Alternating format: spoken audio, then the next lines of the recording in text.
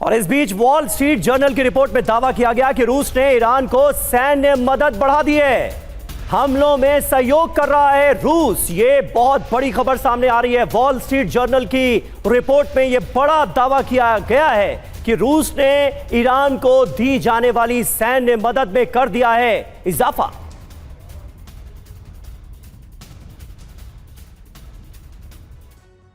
और देखिए, ईरान युद्ध में टर्निंग पॉइंट, तेहरान को रूस का फुल सपोर्ट।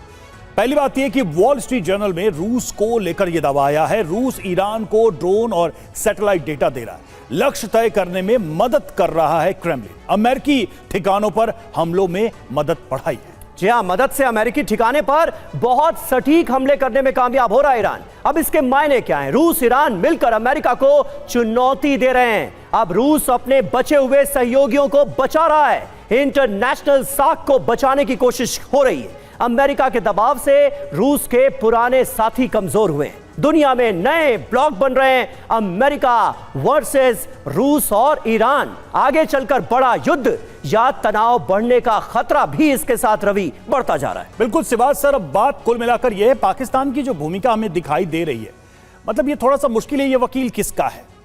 ये ट्रंप और नेतन्याहू का वकील है, ईरान का वकील है, या फिर कुछ और चल रहा है? मिडिल ईस्ट के जो देश हैं जिसमें सऊदी अरब के इनके खासे पार्टनर कंट्री है, तो उसके बिहाफ पे ये सारी चीजें कर रही हैं। और अपने देश के अंदर तो ऐसा माहौल है कि लोग अमेरिकी दूतावास में घुस जाते हैं, वहां गोलियां चल जाती हैं, लोग मर जाते हैं। ये पाकिस्तान में चल क्या रहा है? ये क्या मीडिएशन हो रही है? किसकी तरफ से हो रही है? किसके लिए हो रही है?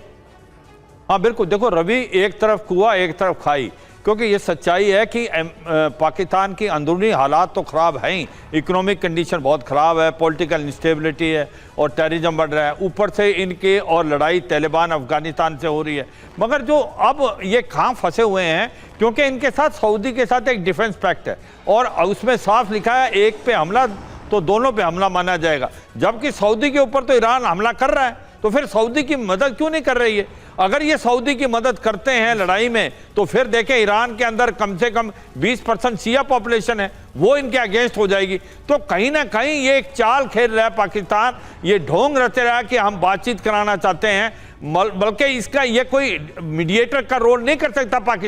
पाकिस्तान एक मैसेंजर कर सकता है, क्योंकि इसकी सुनेगा कौन? और इसके अंदर प्लेयर कितने हैं? इसके अंदर अमेरिका भी प्लेयर है, इजराइल भी प्लेयर है, बाकी मिडिल ईस्ट। लेकिन सर, जब पाकिस्तान का आर्मी चीफ ट्रंप के डाइनिंग टेबल पर बैठ के प्लेटें उठा रहा हो, तो उसको ईरान कैसे अपना दोस्त मान लेगा? और कैसे ईरान की तरह ईरान पाकिस्तान की कई बातों को सुनेगा या भरोसा करेगा?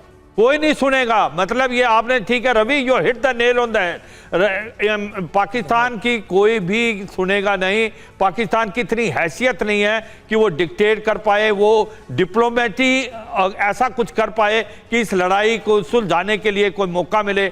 सच्चाई है वो मैसेंजर का रोल कर रहे हैं, वो इसलिए कर रहे हैं, वो फंसे हुए हैं क्योंकि उनको सऊदी की मदद करते हैं तो ईरान अलग हो जाएगा, ईरान इनके करेगा, उस पर से शिया पॉपुलेशन के अगेंस्ट हो जाएगी। इरशाद साहब ने न जाने ये बंटवारा कैसे किया है कि अमेरिका को एक तरफ और इजराइल को एक तरफ रखकर अमेरिका के साथ होने का और इजराइल के खिलाफ होने का आप दावा कर रहे हैं इरशाद साहब। ये मुझे लगता है सबसे कमाल की बात सामने आई अभी तक आपके रुख से, पाकिस्तान के रुख से।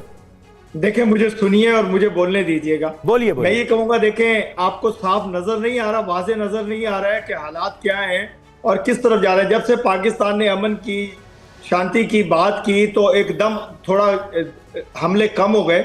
हमले कम होने के बाद ये जो डेलीगेशन कल हमारे पाकिस्तान इस्लामाबाद में मेरे शहर में तशरीफ लाया, इसके बाद देखिएगा 2-4 दिन में आप देखिएगा मजीद बहरान कम होना शुरू हो जाएगा जंग का। दूसरी बात आप कर रहे थे कि ईरान के किसने बात की। आप अगर 2-3 दिन के पहले के प्रोग्राम देखें तो अब्बास इराक़ची साहब ने भी पाकिस्तान की तारीफ की और उन्होंने कहा कि पाकिस्तान। इरशाद साहब, हमले कम नहीं हुए हैं, हमले बढ़े हैं। ईरान ने कुवैत के वाटर प्लांट पर हमले किए हैं, ईरान ने अरब मुल्कों पर हमले किए हैं, इजराइल नहीं। देखिए, गलत फैक्ट मत रखिए ना इरशाद साहब। आप कह रहे हैं कि मैं आपको बता दूं, जिस वक्त पाकिस्तान में मीटिंग हो रही थी ठीक उसी वक्त ईरान ने कुवैत के वाटर प्लांट पर हमले किए। वो ठीक उसी वक्त मैं इजराइल में था और यहाँ से 50 से अधिक फाइटर जेट से ईरान पर हमले हुए हैं। तो ना तो इजराइल और अमेरिका की तरफ से हमले कम हुए हैं और ना ही ईरान की तरफ से हमले कम हुए हैं। तो कहां से हमले कम हो गए? कौन सा डेटा लेकर आप मैं आपको बताता हूं। बताइए इरशाद साहब, लाइव आपके दावों की पोल खुल गई।